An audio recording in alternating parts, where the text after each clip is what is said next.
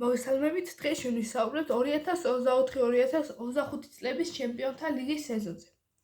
11 მარტს გაიმართა 4 თამაში მერვედფინალების ფარგლებში და გავიგეთ 4 მეოთხედფინალური წვლილი. ბარსელონა ბენფიკაში 2 მატჩით 3-ით.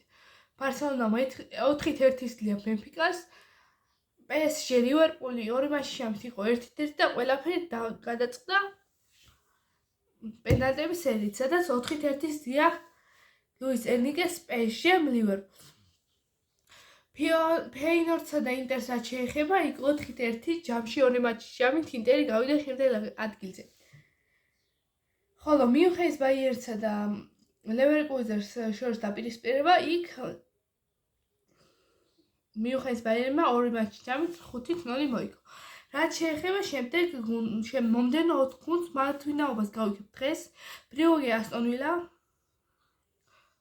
ლილი დორტმუნდი, არსენალი PSV, რეალ მადრიდი, ატლეტიკო მადრიდი. ამ თამაშებიდან გვექნება თუ ვინ გავა შემდეგ ეტაპზე, მინიმალური სხვაობით რეალ მადრიდი იგებს ატლეტიკოს 2-1 და ნახოთ რა იქნება, იმიტომ რომ საკმაოდ დაძაბული თამაშებია წინ.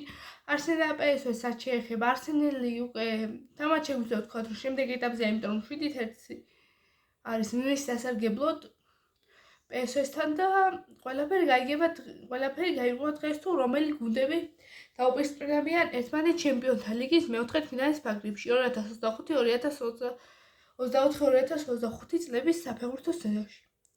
სულ ეს იყო რაც მინდა მეთქვა. არ დაგავიწყოთ არხის გამოწერა ვიდეოს და ლაიქება და დაწერთ კომენტარი, რასაც გსურთ შემდეგი ვიდეო რომ იხილოთ.